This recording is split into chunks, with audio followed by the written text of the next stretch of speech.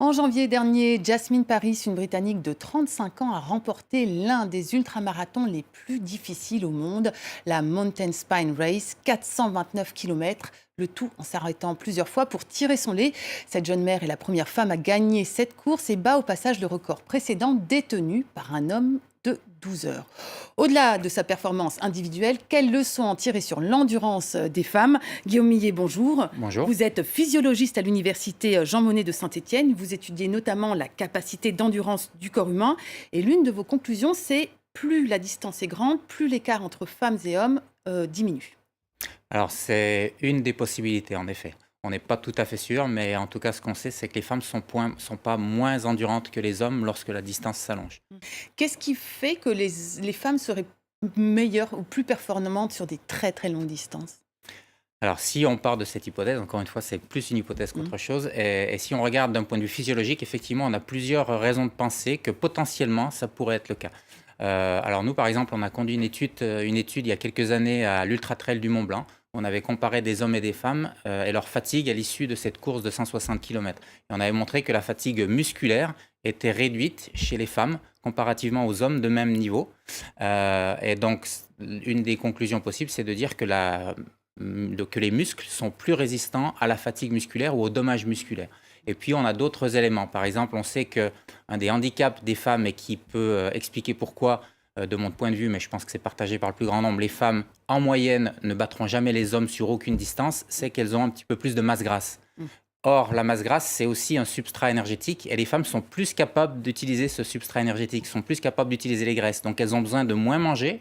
En plus, elles sont un peu plus légères en moyenne, elles ont besoin de moins manger, donc elles ont moins de risques d'avoir des troubles, qu'on appelle des troubles gastro-intestinaux pendant la course. Donc sur les très longues épreuves, c'est quelque chose qui peut paraître bête, mais en fait, c'est un facteur important de la performance. Donc, Et puis, il y a d'autres raisons. Mhm. Euh, Aujourd'hui, les marathons, par exemple, c'est un sport mixte, mais longtemps, ça a été interdit aux femmes. On va regarder quelques dates. Donc, en 1960, par exemple, aux Jeux Olympiques, la plus longue épreuve sportive pour les femmes, c'était le 800 mètres féminin. En 1967, Catherine Switzer était la première marathonienne officielle au fameux marathon de Boston. Et donc, c'est en 1984 qu'il y a eu le premier marathon féminin aux Jeux Olympiques. Alors, on va revenir sur cette date 1967 et sur quelques images. Catherine Switzer, qui avait été empêchée quasiment par des participants de continuer sa course. On le voit sur ces photos.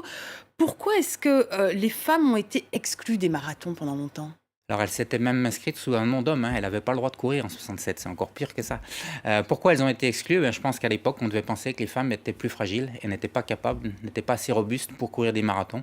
Et on voit maintenant qu'elles sont non seulement capables de courir 400 km, mais de battre tous les hommes. Donc effectivement, maintenant, on le regarde, c'est risible avec 40 ans d'écart, mais je pense que c'était la raison évoquée à l'époque, Mhm. effectivement. Aujourd'hui, le sport se féminise, le marathon en particulier. Pourtant, les femmes sont quoi? Ça représente 10% des marathoniens aujourd'hui. Ah non, pas des marathoniennes. Sur les marathoniennes, c'est un petit peu plus que ça. J'ai pas les chiffres en tête. Par contre, sur la course dont je vous ai parlé, qui est la course phare d'ultra-endurance en France, l'Ultra Trail du Mont Blanc, effectivement, on a entre 8 et 10% des femmes au départ. Et Pourquoi donc, si peu?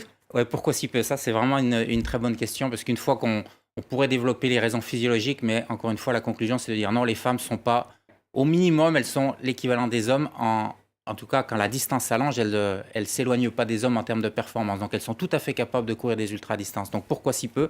Et moi, je suis un physiologiste de l'exercice et c'est malheureusement, c'est pas de mon côté qu'il faut aller regarder. Je pense que ce sont des raisons plutôt, soit historiques, vous en avez parlé, psychologiques ou sociales. Mhm. Et si vous me demandez mon avis, ça n'a peut-être pas beaucoup d'intérêt, mais si vous me demandez mon avis, je pense que c'est plutôt des raisons sociales, effectivement. Globalement, c'est un peu plus compliqué d'être une femme encore aujourd'hui dans notre société que d'être un homme. Donc, on a moins de temps pour s'entraîner et il faut du temps pour participer à des épreuves comme ça. Merci beaucoup Guillaume Millet. On va suivre avec beaucoup d'attention les performances sportives des femmes. Voilà, c'est la fin de cette émission. Merci à toutes et à tous d'avoir été avec nous. Je vous invite à nous retrouver et à réagir sur nos réseaux sociaux. À très vite sur la toile.